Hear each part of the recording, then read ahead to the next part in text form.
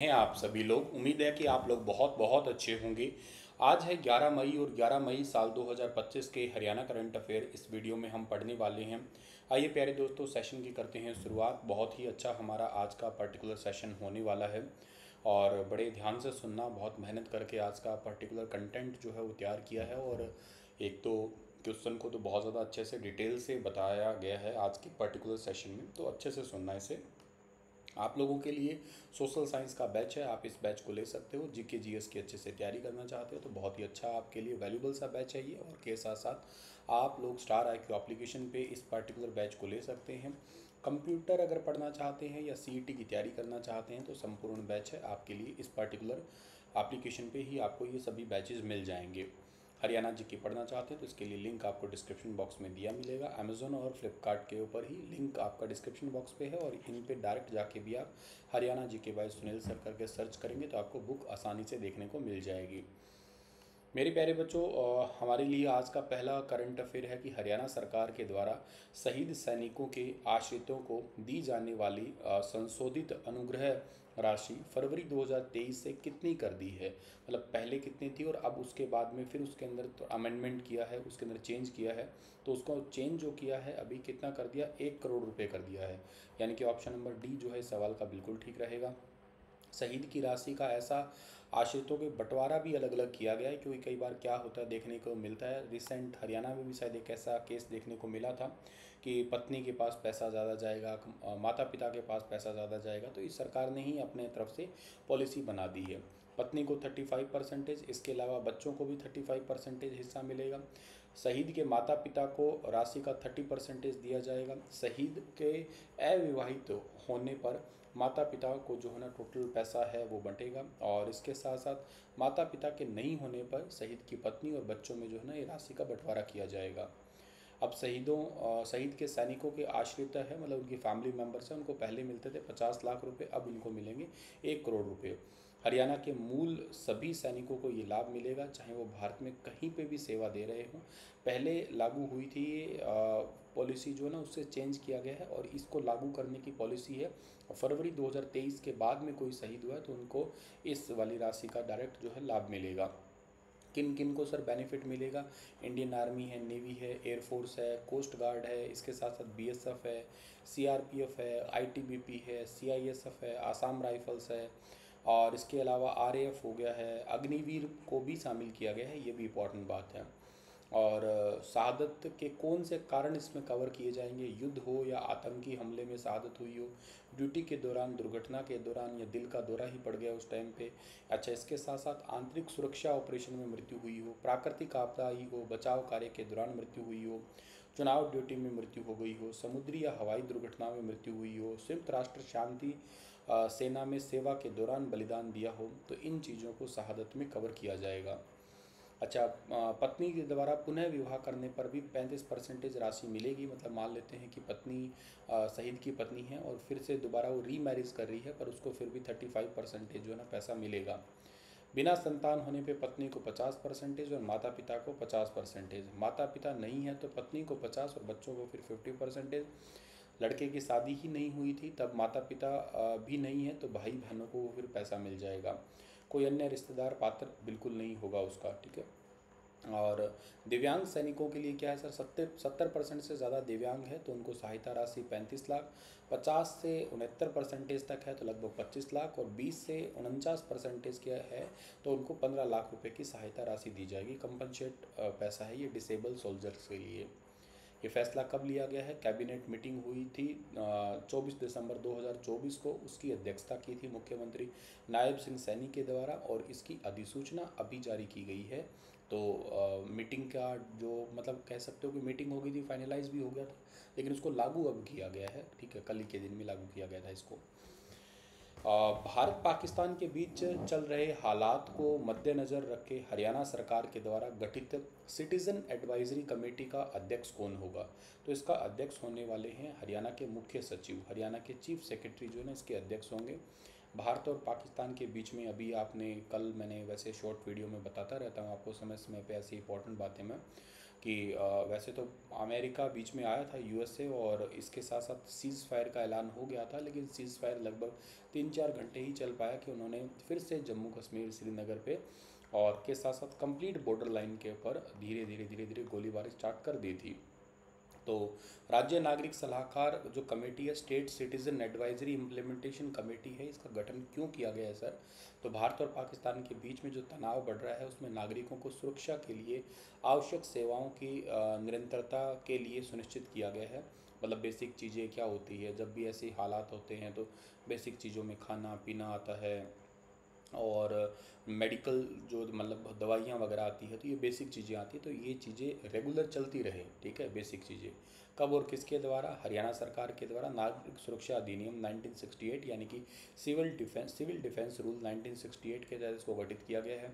इसके अध्यक्ष हरियाणा के मुख्य सचिव होंगे और उपाध्यक्ष कौन होंगे? वित्त आयुक्त और अतिरिक्त मुख्य सचिव जो है ना, जो कि राज्य या राजस्व के अंदर जो है ना आपदा प्रबंधन डिपार्टमेंट को देखते हैं। कमेटी के प्रमुख सदस्य कौन कौन होंगे? स्वास्थ्य विभाग भी इसमें होगा, गृह विभाग भी होगा, जो हमारा इरिगेशन डिपार्टमेंट भी, पावर डिपार्टमेंट भी, पीडब्ल्यूडी डिपार्टमेंट भी, इसके साथ साथ फूड एंड सिविल डिपार्टमेंट भी, इसके अलावा हायर एजुकेशन स्कूल एजुकेशन है, और इसके अलावा इंडस्ट्रियल डिपार्टमेंट है, और पुलिस महानिदेशक डीजीपी है, additional director general of police है सीआईडी में, इसके अलावा फायर सर्विसेज है, और स्टेट डिज़ास्टर रिस्पांस जो फंड होते हैं वो भी इसमें हैं। इसके साथ साथ जो है ना आपके मेंबर सेक्रेटरी है, कमांडेंट जनरल होम गार्ड्स वगैरह, वो भी सभी इसके अंदर एड ऑन होंगे, उस कमेटी के मतलब मेंबर होंगे जो कि राज्य की सुरक्षा के लिए काम करेंगे। आपात स्थिति और आपूर्ति संकट से निपटने के लिए मतलब इमरजेंसी के लिए क्या प्रिपेयरनेस है? तो देखो फोकस किया जाता है कोऑर्डिनेशन के ऊपर, सारे आपस में मिलके जो ज़रूरी जीवन की वस्तुएं होती हैं उनको रोके, क्योंकि इस टाइम पे क्या होता है कि जो चीज़ें अवेलेबिलिटी कम होती है तो फिर कालाबाजारी बहुत स्टार्ट हो जाती है। जैसे आपने कोविड में शायद फील किया होगा इसको, ऑक्सीजन की लोगों को ज़रूरत थी पर उस समय ऑक्सीजन बहुत महंगी हो गई थी, कुछ इंजेक्शन की नीड थी तो इंजेक्शन बहुत महंगे हो गए थे। ऐसा होता है। अभी रिसेंट तुमने महाकुंभ को देखा था, खाने की थाली जो है वो जहाँ तक मेरी समझ में आई थी 700 से 1000 रुपये का खाने की थाली मिल रही थी। इतना अनहाइजेनिक फूड दे रहे थे कि कोई भी खा के शायद उसको बीमार पड़ जाए, और इतना महंगा दे रहे थे वो भी। पर ऐसी चीज़ों में लोग फ़ायदा बहुत उठाते, तो इन चीज़ों पे भी ख़ास तरीके से मॉनिटरिंग करनी होती है जब ऐसी टाइप की ये कमेटी बनती है। तो ज़रूरी वस्तुओं की आपूर्ति जो है ना सुनिश्चित की जाती है, जिसके अंदर आपका फूड आइटम्स आते हैं, पेट्रोलियम प्रोडक्ट आते हैं, लाइक पेट्रोल डीजल एलपीजी है, पशुओं का चारा हो गया है, दालें हो गई है, और डिस्ट्रिक्ट लेवल इंस्ट्रक्शन दी जाती है। सभी जितने भी स्टॉक स्थिति है उस पर नज़र रखी जाती है, कितना कुछ स्टॉक कर रहा है। कई बार क्या होता है कि कुछ लोग जो ना एक्स्ट्रा स्टॉक कर लेते हैं, ताकि कहते हैं अब लंबे टाइम तक ऐसे हालातों को फ़ायदा उठाएंगे, नहीं, वो बैलेंस करना ज़रूरी होता है। प्राइस है उसको बैलेंस करना ज़रूरी होता है, जमाखोरी को रोका जाता है, फूड प्रोसेसिंग जो है ना उसको कंट्रोल किया जाता है ऐसे सिचुएशन में। और जो पेट्रोलियम डीलर वगैरह होते हैं ना उनका आप लोग इस टाइम पे बेसिकली पूरा का पूरा जो है ना स्टॉक बना सकते हैं ये। तो समिति का गठन इसलिए किया गया है ताकि नागरिकों की सुरक्षा हो सके। अध्यक्ष बनाए गए हैं हरियाणा के मुख्य सचिव। आप मुझे कमेंट में बताना हरियाणा के मुख्य सचिव का नाम क्या है। अभी रिसेंट ही बने थे, विवेक जोशी जी के बाद में अभी रिसेंट ही बने थे, जब विवेक जोशी जी चले गए थे हमारे चुनाव डिपार्टमेंट में इलेक्शन कमिश्नर बने हो। चीफ इलेक्शन कमिश्नर तो ज्ञानेश कुमार है, लेकिन इलेक्शन कमिश्नर है एक तो एस एस संधू है और एक विवेक जोशी है। तो मैंने करंट अफेयर में उनको पढ़ाया है, अगर आपको याद है तो आप कमेंट में लिख सकते हैं। हरियाणा सरकार के द्वारा प्रस्तावित हरियाणा एआई विकास परियोजना, हरियाणा स्टेट की एआई डेवलपमेंट प्रोजेक्ट जो है हरियाणा का, या हरियाणा एआई डेवलपमेंट प्रोजेक्ट के संदर्भ में निम्नलिखित में से कौन सा कथन जो है ना बिल्कुल सही है? तो हरियाणा इस परियोजना के अंतर्गत गुरुग्राम में एक वैश्विक एआई केंद्र जो है ना उसको स्थापित करेगा, ग्लोबल एआई सेंटर सेटअप करेगा। मैं आपको वैसे एक दिन पहले भी बताया था, लेकिन इसका फिर से कुछ अनाउंसमेंट हुआ है तो किसान दोबारा बनाया है इसका मैंने। हरियाणा में एक ज़िला है पंचकुला डिस्ट्रिक्ट है, और एक ज़िला है इसके अंदर गुरुग्राम है। तो गुरुग्राम और पंचकुला के अंदर जो ना ये एआई सेंटर है, ये प्रोजेक्ट आपके बनने वाले होंगे। देखो इंस्टीट्यूशनल स्ट्रक्चर की अगर बात करता हूँ तो स्पेशल पर्पस व्हीकल्स हैं। इस परियोजना को लागू करने के लिए एक विशेष प्रायोजन वाहन है, उसका गठन किया जाएगा, जो कि स्वायत्त संस्था होगी एक टाइप की आपकी। और ये बेसिकली क्या करेगी, सबसे पहले तो चेक करेगी कि क्या चीज़ों की ज़रूरत है, पूरा मॉनिटर करेगी। मॉनिटर करने के बाद ही इंस्टीट्यूशनल स्ट्रक्चर जो है ना वो तैयार किया जाएगा। तो गुरुग्राम के अंदर सेटअप किया जाएगा एक हाई लेवल का ग्लोबल एआई रिसर्च सेंटर होगा, इनोवेशन सेंटर होगा आपका ये। हरियाणा एडवांस कंप्यूटिंग फैसिलिटी जो है ना, इसको पंचकुला में स्थापित किया जाएगा। हाई परफॉर्मेंस कंप्यूटिंग सुविधा है। ध्यान रखना है 2 सेंटर होंगे पर दोनों सेंटर अलग लेवल के हैं। इसमें एक GAIC है यानी कि ग्लोबल एआई सेंटर है एक, तो इसके अंदर आपका एक है, इसके अंदर हरियाणा एडवांस कंप्यूटिंग फैसिलिटी है ये। इसके अलावा हरियाणा के अंदर ना स्किल डेवलपमेंट सेंटर भी सेटअप होगा, जिसके थ्रू हरियाणा में 50,000 से ज़्यादा यूथ को जॉब दी जाएगी, या जिनके पास एक्सपीरियंस है उनको एआई लर्निंग से रिलेटेड, मशीन लर्निंग है, डेटा साइंस है, इससे रिलेटेड।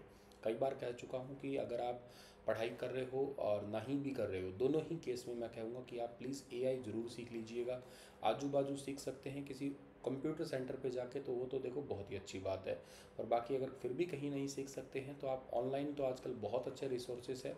सभी लोगों को एटलीस्ट ज़माने के साथ में पता होना चाहिए। थ्योरेटिकली नॉलेज तो मैं आपको दे सकता हूँ, प्रैक्टिकली नॉलेज के लिए आप लोगों को एक बार के लिए जो है ना ऐसे सेंटर्स को बिल्कुल ग्रो करना जाना ही चाहिए, मतलब विजिट करना चाहिए।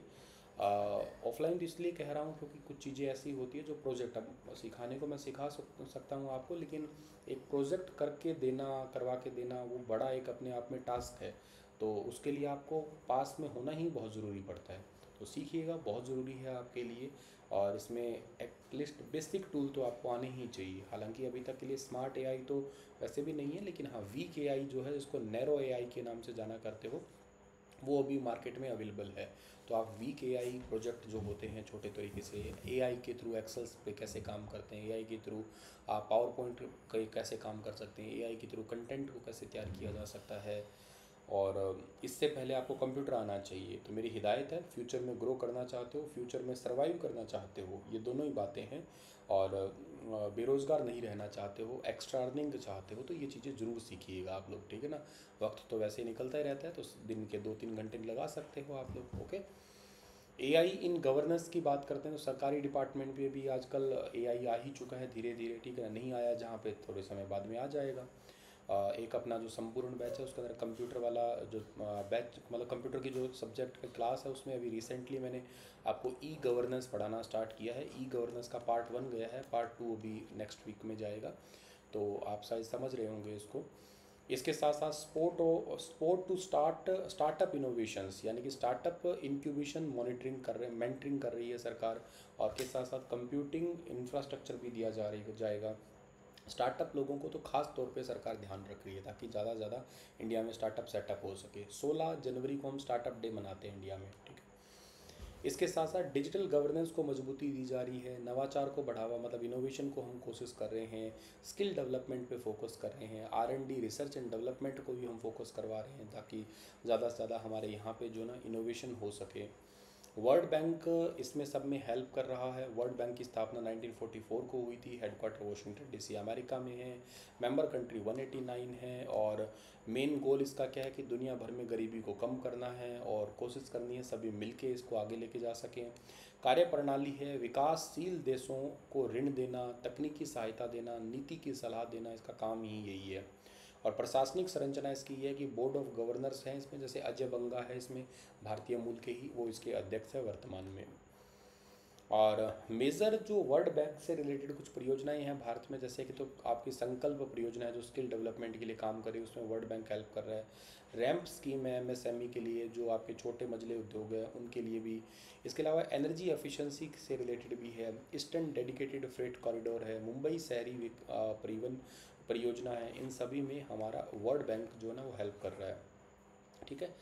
चलिए सर, तो अभी ये तो चलो ठीक है हमारे पास में। अब आपके पास में बहुत सारे इंपॉर्टेंट डाउट्स थे और उनको मैं एक ही वीडियो में कवर कर रहा हूँ, तो बड़े ध्यान से सुनना। हरियाणा से रिलेटेड चीज़ें तो मैंने आपको अभी शेयर कर दी है, लेकिन कुछ चीज़ें जो देश में चल रही है, तो एक जिम्मेदार नागरिक होने के नाते और के साथ साथ एक अध्यापक होने के नाते कुछ क्वेश्चंस हैं, कुछ चीज़ें हैं जो आपके मन की डाउट थी, उनको मैं कवर करने की कोशिश करूँगा यहाँ पे। और वो कवर करने की कोशिश ये करूँगा कि बहुत सारे बच्चों ने मुझसे एक क्वेश्चन पूछा था कि सर ये एटम बम जो है ना, एटम बम ये पाकिस्तान हम पे गिरा देगा तो क्या होगा हमारा, मतलब एटॉमिक अगर वेपन्स यूज़ कर लेता है वो, मान लेते हैं कि सर जो है ना पाकिस्तान जो है वो एटॉमिक वेपन यूज़ कर लेगा, तो क्या हो जाएगा, एटॉमिक बम कितना खतरनाक है, इसका हिस्ट्री क्या है, कहाँ से शुरू हुआ है, उसके पास में कितने हथियार हैं, दुनिया में किसके पास में कितने हैं, कोई रैंक है क्या इसका, कोई पाकिस्तान इतना बार बार हर बार ये एटम वेपन के ऊपर क्यों इतना उछल रहा है, हर बात पे एटम बम की बात कर लेता है क्या सर ये मामला। तो जितना ज़रूरी है वो उतना बताऊंगा, और इसमें जितना बताऊंगा उतना सब का सब एग्ज़ाम को ही टारगेट करता रहेगा, क्योंकि मैं एक कॉम्पिटिटिव एग्ज़ाम की प्रिपरेशन करवाता हूं, तो उसके साथ साथ मेरा नज़रिया ज़्यादातर एग्ज़ाम की ओर ही निकल के जाता है कि कहाँ उसको पेपर में पूछा जाता है। हाँ वो बात अलग है, वनडे एग्ज़ाम में ऐसे सवाल पूछे जाने की पॉसिबिलिटी थोड़ी कम रहती है, लेकिन हाँ क्योंकि कुछ बच्चे ऐसे हैं इस बैच के अंदर जो सिविल्स की तैयारी भी कर रहे हैं, स्पेशली हरियाणा सिविल्स की तैयारी कर रहे हैं, तो उनके लिए मेंस पेपर में आ सकता है, जीएस पेपर के लिए वेरी इंपॉर्टेंट टॉपिक है ये, और इंटरव्यू के लिए तो मोस्ट इंपॉर्टेंट टॉपिक है। थोड़ा ध्यान से सुनना आप लोग। हाँ जो बच्चे वनडे एग्जाम से रिलेटेड है, जिनको एग्जाम ओरिएंटेड देखना है, वो इस वीडियो को यहाँ से आगे स्किप कर सकते हैं, ठीक है ना। टू बी क्लियर कहना थोड़ा ज़रूरी अच्छा लगता भी है। चलिए सर थोड़ा कंटिन्यू करते हैं, अब इसको हम अच्छे लेवल से कंटिन्यू करते हैं। अब सबसे पहले तो आप लोगों को ना मैं वहाँ पे लेके जाना चाहता हूँ जहाँ पे पाकिस्तान की कहानी है, एक थ्योरी वगैरह सब बातें बाद में पढ़ेंगे। पाकिस्तान हमेशा धमकियाँ दे रहा है, पाकिस्तान पहले भी देता रहा है, न्यूक्लियर अटैक की धमकी दे रहा है। जैसे कारगिल युद्ध के दौरान 1999 में कारगिल जंग में अमेरिकी खुफिया एजेंसियों ने पाकिस्तान बॉर्डर की कुछ तस्वीरें ली थी, जिसमें परमाणु हथियारों की आवाजाही और तैनाती देखी गई थी। तब पाकिस्तान विदेश सचिव जो है ना शमशाद अहमद है, उनका ये कहना था, तब के जो विदेश सचिव थे ये, तो उनका कहना था कि पाकिस्तान की सीमाओं की हिफाजत के लिए हम अपने शस्त्रागार की मौजूद किसी भी हथियार का इस्तेमाल करेंगे। तो अगर हमारी बाउंड्री कहते हैं हमें चाहिए तो हम इस हथियार का यूज़ कर सकते हैं। उरी सर्जिकल स्ट्राइक से पहले ना 2016 में उरी सेक्टर के सेना के कैंप पे हुए आतंकी हमले के बाद भारत पाकिस्तान के बीच जो ना तनाव बढ़ गया था। उस टाइम पे पाक के रक्षा मंत्री थे ख्वाजा आसिफ। उन्होंने कहा था कि अगर पाकिस्तान की सुरक्षा खतरे में होगी तो हम न्यूक्लियर हथियार इस्तेमाल करने में संकोच नहीं करेंगे। इसके बाद भारत ने सर्जिकल स्ट्राइक की थी। वैसे बालाकोट एयर स्ट्राइक के बाद में 2019 के पुलवामा हमले के बाद भारत ने पाकिस्तान के बालाकोट में एयर स्ट्राइक की थी। उस टाइम के प्रधानमंत्री थे पाकिस्तान के इमरान खान। तो भारत के प्रधानमंत्री से मेरा सवाल है कि क्या जो हथियार हमारे पास और आपके पास है, हम मिस कैलकुलेशन का जोखिम उठा सकते हैं?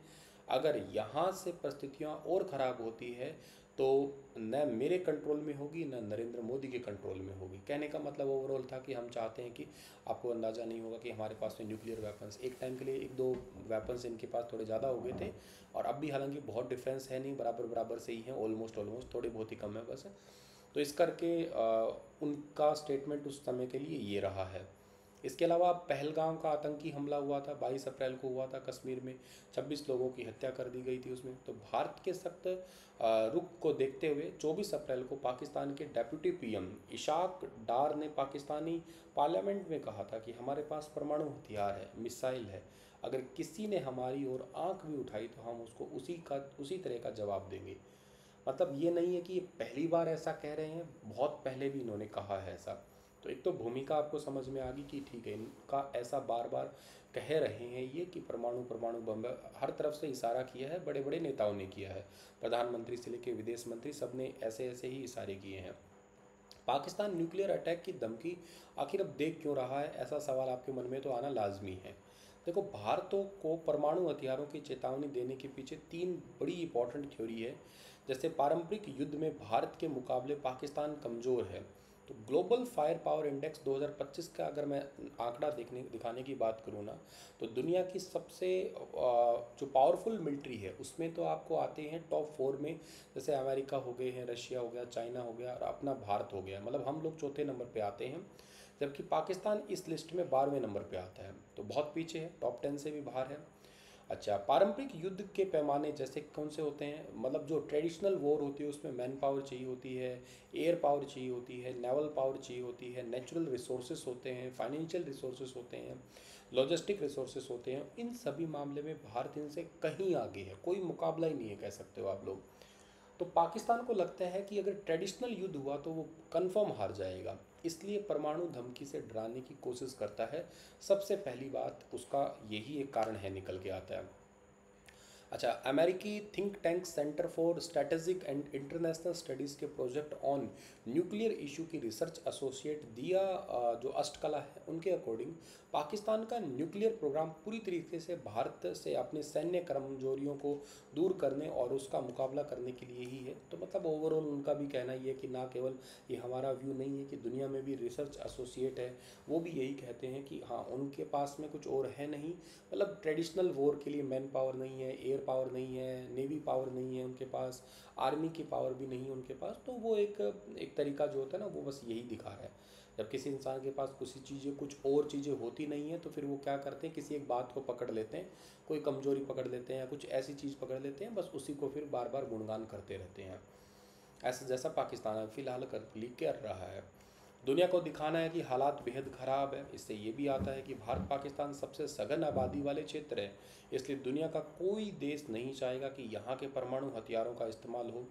तो दुनिया को ये दिखाना चाहता है कि अगर भारत पाकिस्तान ने ऐसा कुछ यूज़ किया तो यहाँ के परमाणु हथियार का अगर इस्तेमाल किया तो यूँ समझो कि बहुत ज़्यादा तबाही होगी। कितनी तबाही हो सकती है वो मैं आपको बाद में बताऊँगा आगे चल के, बड़े आराम से समझने की कोशिश करना है इसको।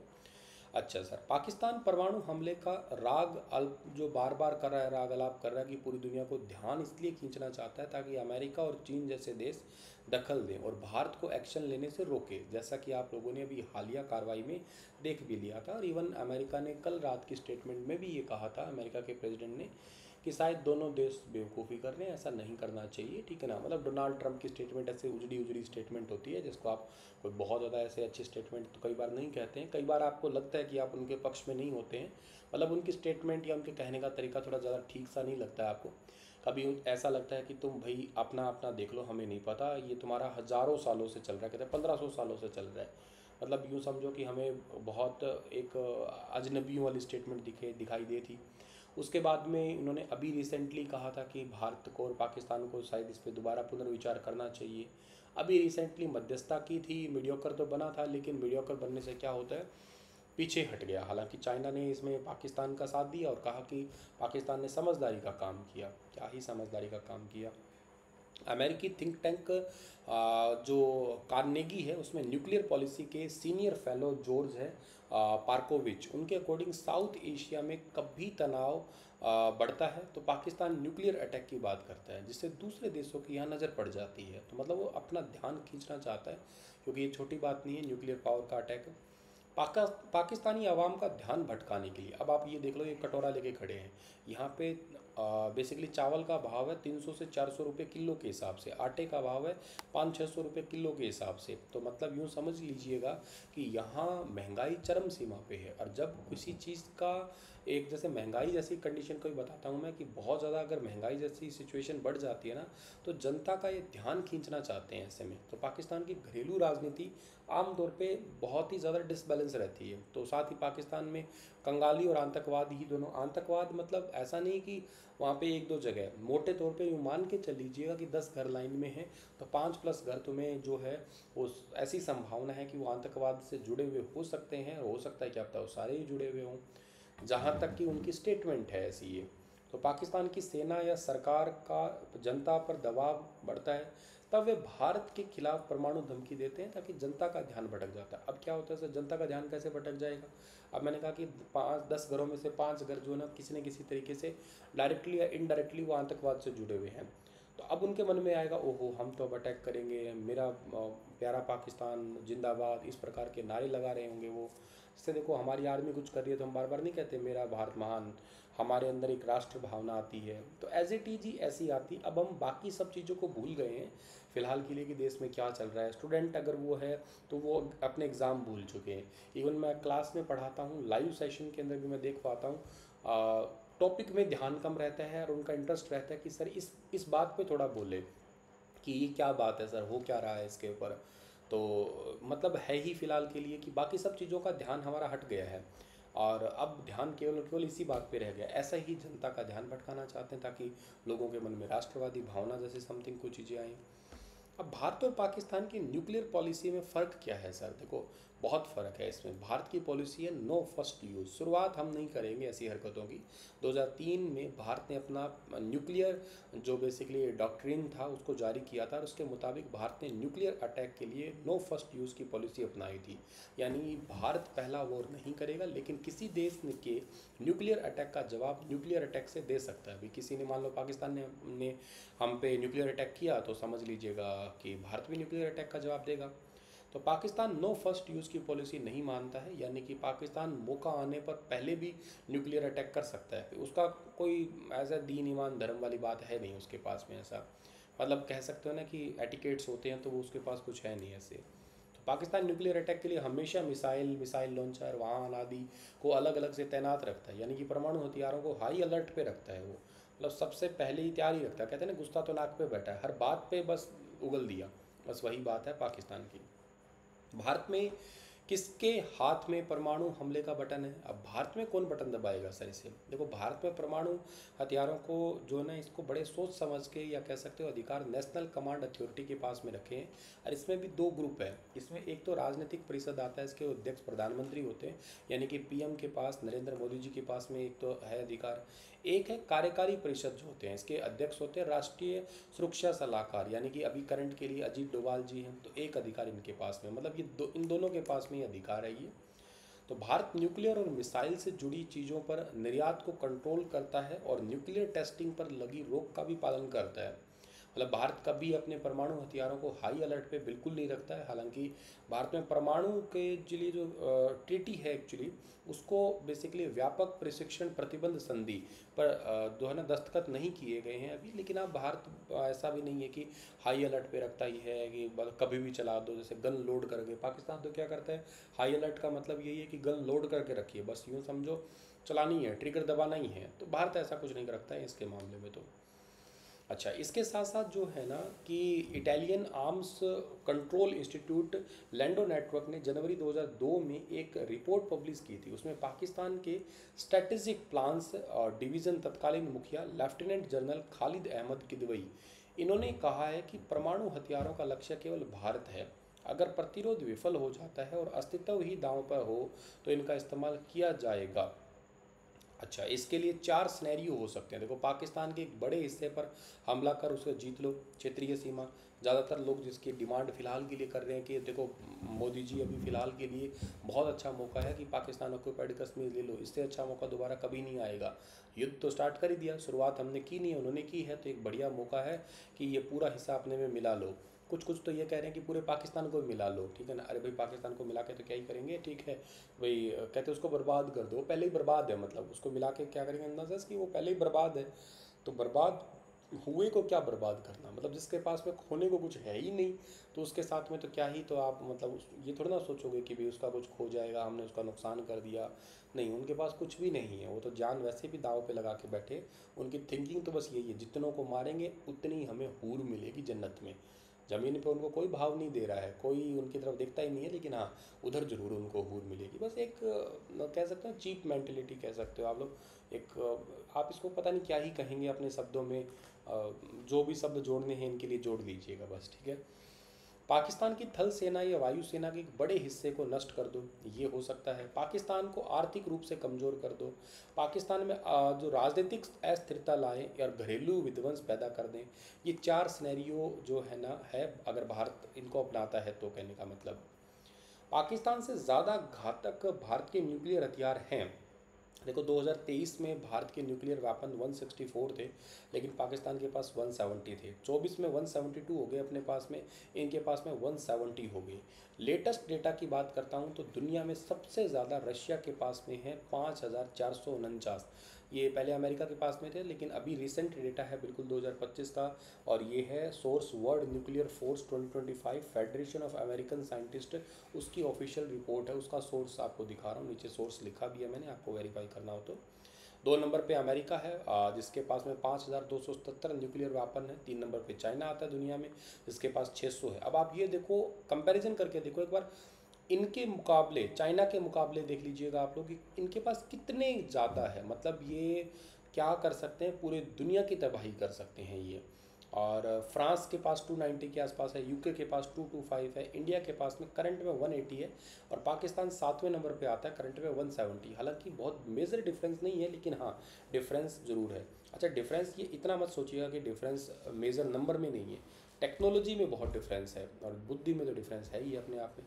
तो फेडरेशन ऑफ अमेरिकन साइंटिस्ट की status of the world nuclear forms report 2025 के मुताबिक भारत के पास में अभी 180 परमाणु हथियार है, पाकिस्तान के पास 10 कम है यानी कि 170 हो गए हैं। तो भारत के पास में न्यूट्रॉन, फिजन और के साथ साथ थर्मो न्यूक्लियर बॉम्ब है, यानी जो 1.5 किलोमीटर से 10 किलोमीटर तक के एरिया को तबाह कर सकते हैं, यानी कि दुश्मन के छोटे बड़े शहरों को तबाह करने के लिए हमारे पास में थर्मो न्यूक्लियर बॉम्ब है। पाकिस्तान के पास में फिजन और के साथ साथ जो है ना टैक्टिकल न्यूक्लियर बॉम्ब है, जो 0.8 किलोमीटर से 7 किलोमीटर तक के इलाके को ख़त्म कर सकते हैं, यानी कि पाकिस्तान छोटे इलाकों पर भी असर डाल सकता है अगर उसके चाहत हो तो ऐसी, हालांकि उसकी चाहत ऐसी ही है।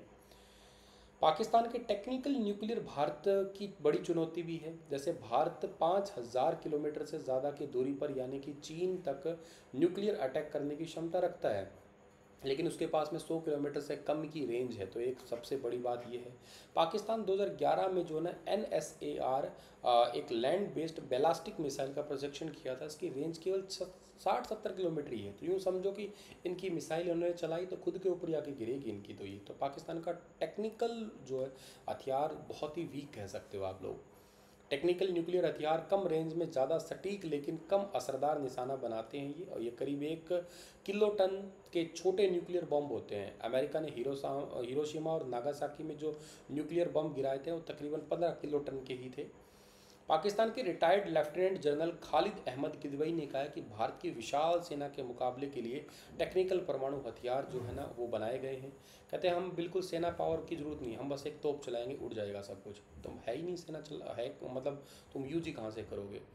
2015 में पाकिस्तान के विदेश सचिव जो ना एजाज चौधरी ने भी कहा था कि पाकिस्तान ने भारत की पॉलिसी का सामना करने के लिए ही कम दूरी के हथियार बनाए हैं। खैर हमें और भी काम थे, तुम्हें ही कोई टारगेट करना काम नहीं था हमारे पास। जमीन, हवा और पानी से परमाणु हमला कर सकता है भारत, मतलब भारत एक न्यूक्लियर ट्राइड देश है, यानी कि देश के पास जमीन, हवा, पानी तीनों आयामों से परमाणु हमला करने की क्षमता है। मतलब पाकिस्तान न्यूक्लियर ट्राइड बिल्कुल नहीं है, आर्मी ही नहीं है तो कहाँ से होगा ना उसके पास। जमीन से न्यूक्लियर अटैक, अब भारत के पास पृथ्वी 2 है, अग्नि मिसाइल है, इससे लगभग रेंज कितनी है, ये बैलास्टिक मिसाइल है, इंटर कॉन्टिनेंटल मिसाइल है। अगर मैं अग्नि 5 की बात करता हूँ लेटेस्ट, तो वो तो 5 से बेसिकली 5,500 से 8,000 किलोमीटर तक की रेंज को टारगेट कर सकती है, जो कि काफ़ी ज़्यादा है अपने आप में। और इसके साथ साथ जो है ना हमारे पास में अग्नि 6 मिसाइल भी भारत डेवलप कर रहा है, जो जिसकी रेंज मिनिमम 6,000 किलोमीटर तक की होगी। तो पाकिस्तान के पास में इसके मुकाबले की कोई मिसाइल है? हाँ है, एक शाहीन थर्ड की बात करूँगा मैं। एक शाहीन थर्ड मिसाइल है जो कि लगभग 2750 किलोमीटर तक की न्यूक्लियर अटैक कर सकती है। तो आप ये कंपैरिजन करके देखो, वो तो हाफ से भी कम है, मतलब हाफ भी नहीं कहूँगा, हाफ से भी कम है वो तो। अब कोई और भी मिसाइल की बात करते हैं। हाँ इंडिया के पास में कई सारे, जैसे पृथ्वी सेकंड है शॉर्ट रेंज के लिए 350 के आसपास, अग्नि फर्स्ट है लगभग 700 के प्लस है, अग्नि सेकंड है 2000 प्लस है, अग्नि थर्ड है 3000 प्लस होगी, अग्नि 4 है अब ये 3500-4000 के आसपास है, अग्नि 5 है तो 5000 5,500 से 8,000 के बीच में भी भारत सरकार इसका दावा कर रही है, पर मोटे तौर पर 5,500 की रेंज तो है ही है इसकी। हवा से न्यूक्लियर अटैक भी कर सकते हैं क्या सर? हाँ, भारत के पास में मिराज और जगुआर जैसे फाइटर जेट है, जिनके जरिए हवा से 1800 किलोमीटर तक के परमाणु हथियार दागे जा सकेंगे। राफेल विमान जो हमने कोविड के टाइम पे फ्रांस से लिए थे, तो उसमें 2000 किलोमीटर तक न्यूक्लियर अटैक किया जा सकेगा, लेकिन अभी क्षमता भारत के पास में नहीं है। पाकिस्तान के पास फाइटर जेट 2100 किलोमीटर तक की न्यूक्लियर अटैक कर सकते हैं ये। अच्छा, इसके साथ साथ जो है ना वहाँ की मिसाइल की, मतलब भारत की मिसाइल की ओर बात करने से वज्र है, मिराज है, मिसाइल फाइटर जेट है, शमशेर जगुआर है, तो ऐसे कई इनकी अच्छी रेंज है। 1600 की रेंज है, लगभग 1850 की रेंज है। पानी से भी न्यूक्लियर अटैक कर सकते हैं सर? हाँ, सबमरीन से के जैसे अरियंत हो गया है, अरिघात है, जैसे पनडुब्बी है, इनसे लगभग भारत 3500 किलोमीटर की रेंज तक समुद्र से परमाणु हथियार दाग सकेगा। और भारत के पास ब्रह्मोस भी है। ब्रह्मोस मतलब क्या है सर? ब्रह्मोस मिसाइल जो है वो है रशिया के साथ जॉइंट वेंचर की क्रूज मिसाइल है। 2 टाइप की मिसाइल होती है, एक तो बैलास्टिक होती है जो पैराबोलिक पाथ फॉलो करती है जैसे अग्नि होगी, एक क्रूज होती है जो पैरेलल टू द सरफेस चलती है। तो उसमें से ब्रह्मोस बहुत उन्नत किस्म की है, निर्भय है, इसे क्रूज बेस्ड मिसाइलें भी है। इसके अलावा K5 है, K6 है, ऐसी मिसाइलें भी डेवलप भारत कर रहा है जो 6000 प्लस किलोमीटर तक की मार्क रेंज उनकी होगी। और पाकिस्तान के पास में उसका कंपैरिजन में बाबर मिसाइल है, बाबर 3 है। तो ये मिसाइल डेवलप पाकिस्तान कर रहा है, हालांकि इसका एक वर्जन अभी उनका एक्टिव भी है, जो सबमरीन बेस्ड है ये। धनुष मिसाइल की रेंज लगभग 400 है, K15 700 है, K4 की लगभग 3500 है। ये सारा एटॉमिक जो साइंटिस्ट है उनका रिसर्च का डेटा है ये। अब देखो भारत के नेता लोग क्या कहते हैं या भारत के कुछ एक्सपर्ट्स क्या कहते हैं। क्या भारत को नो फर्स्ट यूज़ की पॉलिसी बदलनी चाहिए? तो भारत की न्यूक्लियर पॉलिसी में 2003 के बाद कोई बदलाव नहीं हुआ। तो 2019 में 5वें international army scout master competition के दौरान पोखरण में रक्षा मंत्री राजनाथ सिंह ने कहा था कि बदलाव के संकेत दिए थे, भाई हाँ कुछ होने चाहिए शायद। मतलब भारत परमाणु हथियार के पहले इस्तेमाल न करने की नीति पर अभी भी कायम है, लेकिन भविष्य में क्या होता है इस ये परिस्थितियाँ निर्भर करती है। इसका मतलब ये था कि शायद बदल सकते हैं। तो कहने का सेंस है कि अब जो कंडीशन वर्स्ट कंडीशन चल रही है, जिसको एक्ट ऑफ वॉर माना जा रहा है, हो सकता है कि भारत इस पॉलिसी को चेंज करे। इट में भी, मैं श्योर नहीं हूँ, ना ही कोई और श्योर है इसके ऊपर। Retired group captain TP Srivastava के मुताबिक नेशनल सिक्योरिटी में अगर कोई सेंध लगाता है, जैसा कि पाकिस्तान फिलहाल कर रहा है, ऐसी सिचुएशन में भारत को हर हथियार इस्तेमाल करने का संकल्प लेना चाहिए। मतलब अब समय आ गया कि हम अपनी पॉलिसी को पहले इस्तेमाल न करके करने से बदल के ज़रूरत के हिसाब से इस्तेमाल करें। मतलब ऐसा नहीं कि हम पहले यूज़ करेंगे नहीं करेंगे, अगर हमें ज़रूरत पड़ी तो बिल्कुल हम पहले करेंगे ना, वेट थोड़ी ना करेंगे। ऑब्जर्वर रिसर्च फाउंडेशन के फेलो है सिक्योरिटीज एनालिस्ट जॉय मित्रा। उनके अनुसार भारत को अपनी न्यूक्लियर जो डॉक्ट्रिन में बदलाव कर और चीन पाकिस्तान जैसे देशों के लिए अलग पॉलिसी अपनानी चाहिए। ऐसा कर भारत को नो फर्स्ट यूज़ पॉलिसी को अपनाते हुए पड़ोसी देश में टकराव ले सकता है। मतलब इससे क्या है कि हमारा, जैसे हमने कहा कि नो फर्स्ट यूज़ मतलब पाकिस्तान और चीन है ये बड़े सेफ बैठे, कहते हैं हाँ भारत तो पहले यूज़ करेगा ही नहीं। अगर हम इस पॉलिसी को बदल देते हैं तो ये दोनों एटलीस्ट थोड़े तो डरे रहेंगे। America think tank Wilson centre में रिसर्च फेलो योगेश कहते हैं, नो फर्स्ट यूज़ की पॉलिसी को छोड़ना भी ताकत का संकेत ही होगा। अभी मैंने कहा ना डरे तो रहेंगे वो, शायद इस बात की संभावना ही कम हो जाए कि भारत को अपनी नई सैन्य क्षमताओं का इस्तेमाल शुरू करने की ज़रूरत ही पड़े। अब बात आती है कि 100 किलो टन का न्यूक्लियर वेपन कितनी तबाही मचा सकता है। 100 किलो टन का, तो देखो 1.8 किलोमीटर के एरिया को पूरी तरीके से तबाह कर देगा ये। 5 किलोमीटर के एरिया को भारी नुकसान पहुंचाता है, 3 किलोमीटर के एरिया को गंभीर तबाही, और 8 किलोमीटर तक के एरिया में इसका असर रहता है लगभग आपका।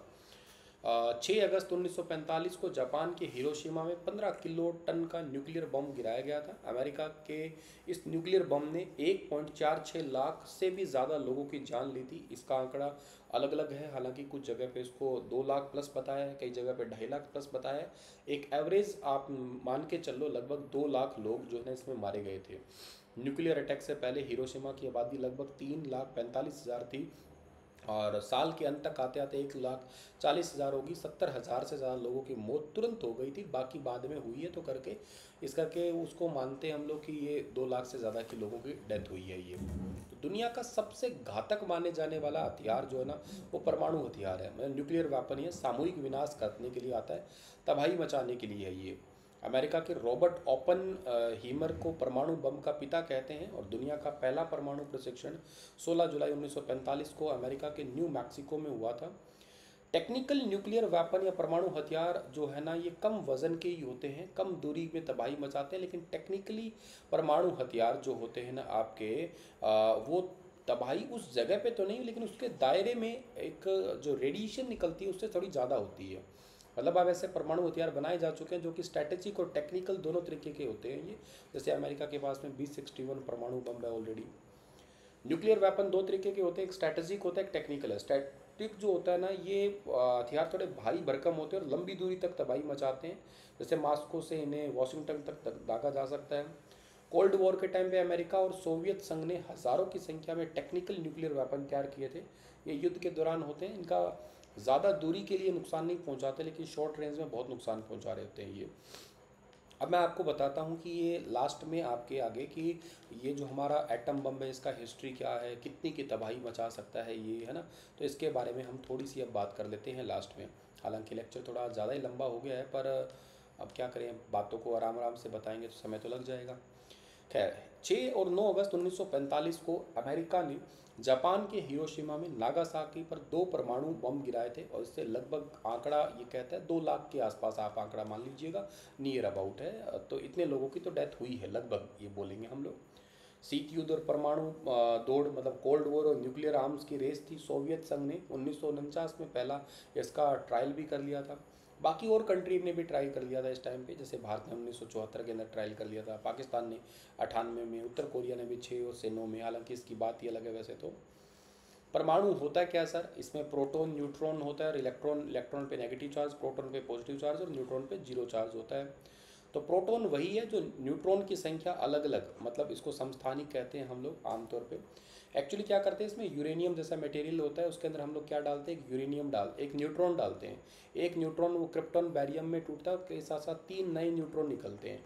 हर एक से 3-3 नए निकलेंगे, तो इसको चेन रिएक्शन कहते हैं। इस चेन रिएक्शन के कारण ये कुछ ही सेकंडों में जो है ना तबाही मचा देती है फिर। तो इसको बोलते हैं न्यूक्लियर फिजन के नाम से जानते हैं। जैसे कि एक भारी नाभिक होता है, यूरेनियम 235 ऐसे टूटेंगे और नाभिक निकलेगा, नाभिक से न्यूट्रॉन बनेगा, न्यूट्रॉन फिर आगे जाके औरों को तोड़ेगा। इस तरीके से इसमें हाई एनर्जी निकलती है, ये हाई एनर्जी निकलती है। ऐसे गन टाइप डिज़ाइन था, हिरोशिमा वाला लिटिल बॉय नाम था उसका। और इसके अलावा जो है ना आपका एक इम्प्लोजन टाइप का था, वो नागासाकी में फैट मैन उसका नाम था। एक फ्यूज़न बम होते हैं उसको हाइड्रोजन बम, हालांकि एटम बम से भी ज़्यादा खतरनाक होते हैं ये वाले। तो एटम बम जो है इसका प्रभाव क्या है सर, प्रभाव ये सब गिराते किससे सर, विमानों से गिरा सकते हैं इनको, इंटर कॉन्टिनेंटल बैलिस्टिक मिसाइल से डाल सकते हैं, सबमरीन से डाल सकते हैं। नुकसान तो ये है कि तुरंत डेथ हो जाएगी, रेडिएशन जो आपका रेडियो एक्टिविटी इफेक्ट होगा, कैंसर हो गए, जेनेटिकल डिजीज़ होना स्टार्ट हो जाएगी, टेम्परेचर बहुत बढ़ जाएगा, और के साथ साथ एयर पोल्यूशन बहुत ज़्यादा हो जाएगा इससे। आप ये देखिएगा कि 1 से लगभग 1.5 किलोमीटर के एरिया में तो कंप्लीट जो है ना आपका भाप बन जाएगी, समझो सब उड़ के भाप हो जाएगा ये। ऐसे ही 3 किलोमीटर तक भी जो है ना इमारतें गिर जाएंगी, जो है ना जितना भी चीज़ें हैं सब कुछ जल जाएगी, 100% लोगों की मौत हो जाएगी यहाँ पे। 5 किलोमीटर तक में भी इंटेंस हीट आती है, जैसे आगजनी आती है, जलन होनी स्टार्ट हो जाती है शरीर पे, ब्लास्ट से नुकसान है, जान बच भी सकती है, नहीं भी बहुत कम चांसेस होते हैं। 8 किलोमीटर में मॉडरेट डैमेज होता है, बिल्डिंग को नुकसान होता है, रेडिएशन की समस्या। अब इसके यहाँ तो डायरेक्ट इफेक्ट थे, अब देखो इनडायरेक्ट इफेक्ट से स्टार्ट होएगा। इसमें क्या होता है सर, रेडियो एक्टिव एलिमेंट्स निकलते हैं, इससे कैंसर हो जाएगी, चमड़ी जल जाएगी, ठीक है ना, अंधापन हो जाएगा, सुनना बंद हो जाएगा, किसी का ब्रेन डेड हो जाएगा। इस टाइप की कंडीशन ज़्यादातर देखने को मिलती है। तो ब्लास्ट वेव क्या होती है, ब्लास्ट वेव मतलब बहुत तेज़ होती है, 1000 किलोमीटर प्रति घंटा की रफ्तार से चलने वाली गर्म हवा होती है जो लगभग सब कुछ भाप बना देगी समझो। थर्मल रेडिएशन होती है, 3rd डिग्री बर्न्स कर सकती है कुछ ही सेकंड में, मतलब सब कुछ एक यूँ समझो इंसान या कुछ चीज़ें हैं सब भाप रहेगी। सूरज के जितना तापमान हो जाता है ना यहाँ पे 5000 डिग्री सेल्सियस से मिलियन में टेम्परेचर चला जाता है। आयनाज रेडिएशन होती है, कैंसर, डीएनए म्यूटेट हो जाते हैं, कई पीढ़ियों पे असर पड़ता रहता है फिर। जैसे कहते हैं ना जापान में आज भी बच्चे विकलांग पैदा हो रहे हैं आपके। इसके साथ साथ वायुमंडलीय रेडिएशन, हवा में फैलने वाला रेडियो एक्टिव डस्ट जो है ना, वो डस्ट ऐसी बारिश करवाता है, इसकी वजह से ही फिर रेडियो एक्टिव फॉल हो रही बहुत लंबे टाइम तक, हज़ारों सालों तक, कहते हैं 3-3 हज़ार साल तक रेडियो एक्टिव डिके होता नहीं है, पड़ा ही रहता है वहाँ पे। तो स्टार्टिंग के एरिया में मतलब कितने कितना एरिया मैंने बता दिया आपका। तो ये बीमारी लगभग 30 किलोमीटर तक उसके डायरेक्ट इफेक्ट मिलते हैं, हालांकि बड़े एरिया में इफेक्ट रहता है इसका आपका। और हिरोशिमा में 15 किलो टन का था आपका, ठीक है ना, और नागासाकी जो है ना आपका वो लगभग 21 किलो टन का था। हाइड्रोजन बम लगभग 1 से 50 मेगा टन का होता है इनका कंपैरिजन किया जाए तो एटम बम किसी एक आदमी तो नहीं बनाया था, लेकिन गुप्त तरीके से बनाया गया था ये वाला। इसका प्रोजेक्ट था 42 से 45 तक जो चला था आपका, यहाँ पे मैनहट्टन प्रोजेक्ट था आपका। एटम बम बनाने में पूरी टीम जो थी ना ओपेनहेमियर की थी, जो पूरी टीम थी उनकी, के साथ साथ पहला परमाणु रिएक्टर जो बनाया था फर्मी ने, चेन रिएक्शन का आइडिया दिया था लियो ने, अमेरिका को खतरे से सावधान करवाया था अल्बर्ट आइंस्टीन ने। अल्बर्ट आइंस्टीन ने कोई बॉम्ब नहीं बनाया था, लेकिन उन्हें अमेरिका के राष्ट्रपति को, एक उपराष्ट्रपति को एक लेटर लिखा था, उसमें कहा था कि जर्मनी कभी बम बना सकता है, इसलिए तुम पहले बनाओ। हालांकि इसके बाद में अल्बर्ट आइंस्टीन ने उस पर रिग्रेट किया था, जर्मनी ने तो नहीं बनाया, अमेरिका ने तेजी में पहले बना दिया। और 16 जुलाई 1945 को अमेरिका ने पहला इसका टेस्टिंग किया था, ट्रिनिटी टेस्ट जिसको बोलते हैं। फिर 6 अगस्त और फिर 9 अगस्त है ये। तो इसके बाद ही दूसरा विश्व युद्ध में जापान ने हार मान ली थी इसके बाद में। तो ये पूरी स्टोरी थी आज के इस कंप्लीट लेक्चर की। तो उम्मीद करता हूँ कि आज की कंप्लीट बातें आपको अच्छी लगी होगी, और क्लास को रेट ज़रूर करना। कैसी लगी क्लास आप लोगों को? बहुत मेहनत से कंटेंट तैयार किया गया था। ठीक है, शुक्रिया, थैंक यू सो मच।